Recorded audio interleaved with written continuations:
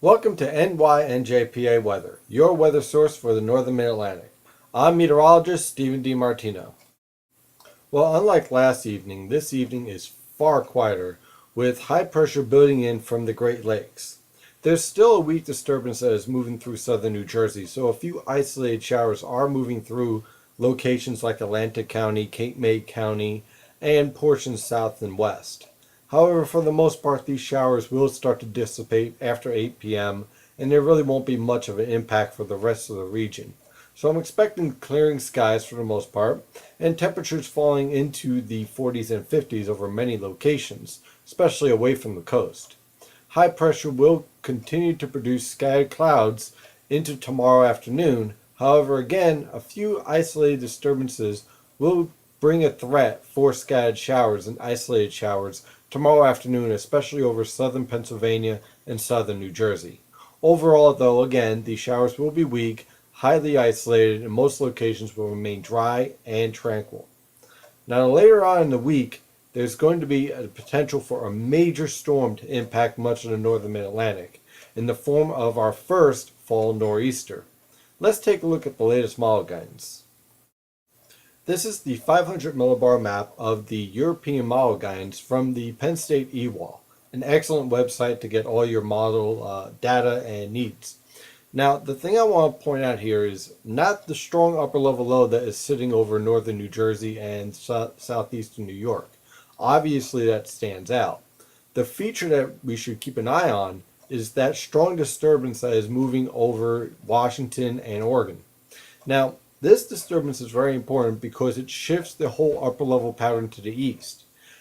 The ridge axis originally in the earlier forecast was positioned over Montana. And when you have a ridge axis positioned over Montana, you get the potential for an upper level low to dig further south and to slow down the storm, which produces very heavy rain or, in some cases in the winter, very heavy snow for the northern mid-Atlantic. However, because this disturbance moves into the west coast, it shifts the whole pattern east, which means that the upper level low, instead of digging south, is able to lift northeast towards New England, which speeds up the whole storm and produces a potential for the storm to exit faster than what was normally expected.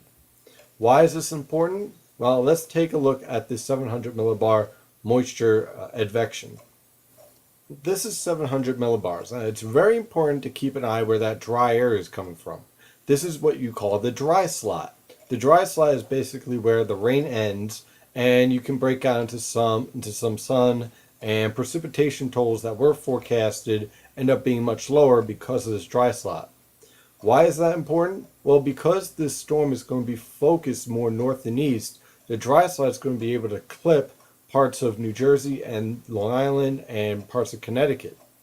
So there's a question of just how much rain is going to fall. I really do think that the New York City and Philadelphia metropolitan area will miss the brunt of this storm, and the worst of the storm is going to be focused more towards New England and parts of western New York via the come-ahead or wraparound precipitation.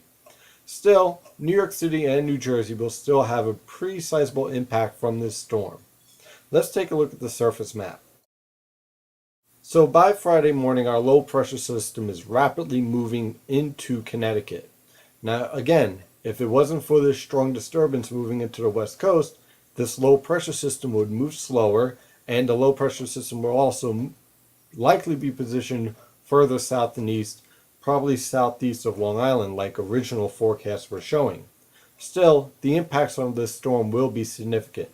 Thursday night into Friday, expect moderate to heavy rainfall, especially along the New Jersey coast up through New York City, Long Island, and Connecticut. As this low pressure system is developing, winds from the northeast will intensify. The good news is that when this storm reaches a height of intensity, it will be to the north and northeast of the northern mid-Atlantic, which means the strongest winds are going to be from the northwest. So I think because the winds coming in from the northwest, driving the ocean away from the coast, that coastal flooding threats will be minor at worst, because the strongest winds are going to be coming from the northwest rather than the northeast. I expect rain to continue to impact the northern mid-Atlantic through Friday afternoon, tapering off to a few scattered showers into the early Saturday morning hours, We're talking 1 to 3 a.m. before everything finally clears out, and then high pressure remains in control from early Saturday morning all the way through Sunday. So all in all, once we get through this storm, the weather conditions rapidly improve, and it looks like for those going to the Yankee game at the end of this week, that the weather conditions will be just fine for Friday night, which should allow you to play the game without any interruptions. Thank you for trusting in NYNJPA Weather, your weather source for the Northern Mid-Atlantic. I'm meteorologist Stephen DiMartino. Have an excellent evening.